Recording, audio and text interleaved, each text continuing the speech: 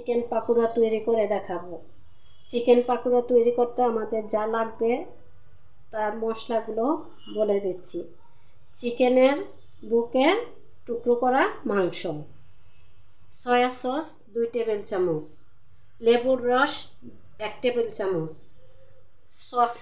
Sauce 2 table চামচ, ডিম 1টি, চিনি 1 টেবিল চামচ, আদা বাটা 1 টেবিল চামচ, রসুন বাটা 1 টেবিল চামচ, গুঁড়া মরিচের গুঁড়া 1 টেবিল চামচ, ধনে গুঁড়া 1 টেবিল চামচ, মিক্সচার মশলা 1 টেবিল চামচ, জিরার গুঁড়া 1 টেবিল চামচ, লবণ 2 টেবিল চামচ, তেল পরিমাণ মতো, কর্নফ্লাওয়ার 2 টেবিল চামচ, ময়দা পরিমাণ মতো।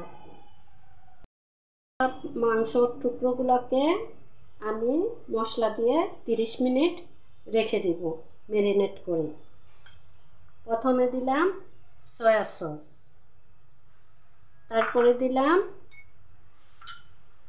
টমেটো সস 2 টেবিল চামচ, তারপরে দিব আদা বাটা 1 টেবিল চামচ, রসুন বাটা 1 টেবিল চামচ, মরিচের গুঁড়া 1 টেবিল চামচ, ধনে গুঁড়া 1 টেবিল চামচ, মিক্সচার মশলা 1 টেবিল চামচ, জিরার গুঁড়া 1 টেবিল চামচ,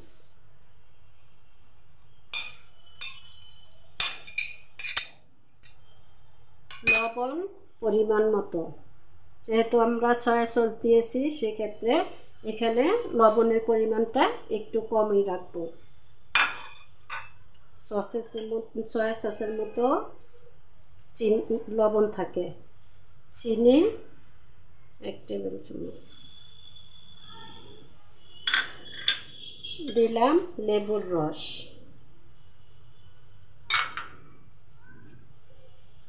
এগুলো দিয়ে 1 টেবিল চামচ তেল দিয়ে এখন এটাকে 30 মিনিটের জন্য ম্যারিনেট করে রেখে দিব ফ্রিজের নরমালে।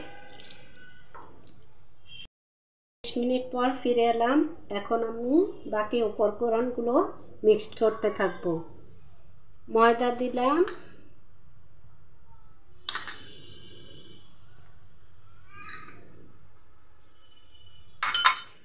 কর্নফ্লাওয়ার দিচ্ছি,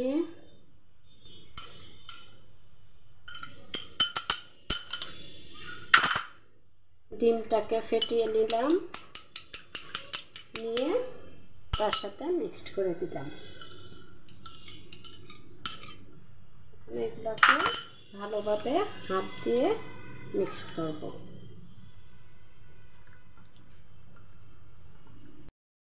চিকেন পাকোড়াগুলো ভেজে নেব। পরিমাণ মতো তেল দিচ্ছি কড়াইতে।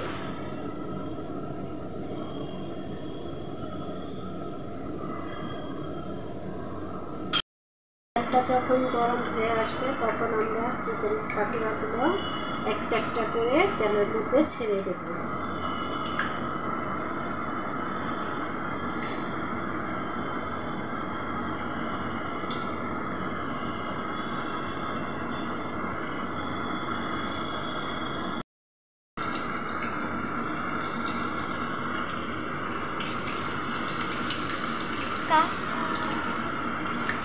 এভাবে সবগুলো চিকেন পাকোড়া দিয়ে দিলাম।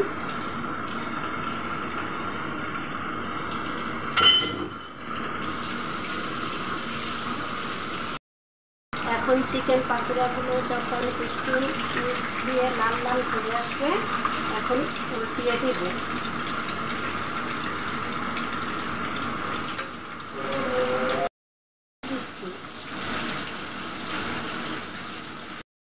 এখন চিকেন পাকোড়াগুলো আমার হয়ে আসছে।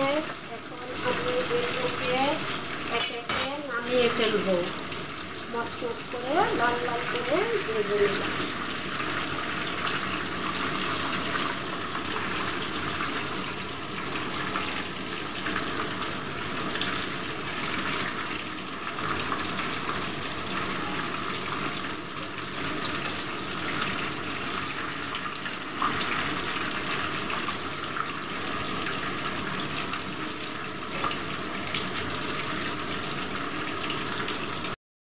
হয়ে গেল আমার চিকেন পাকোড়া।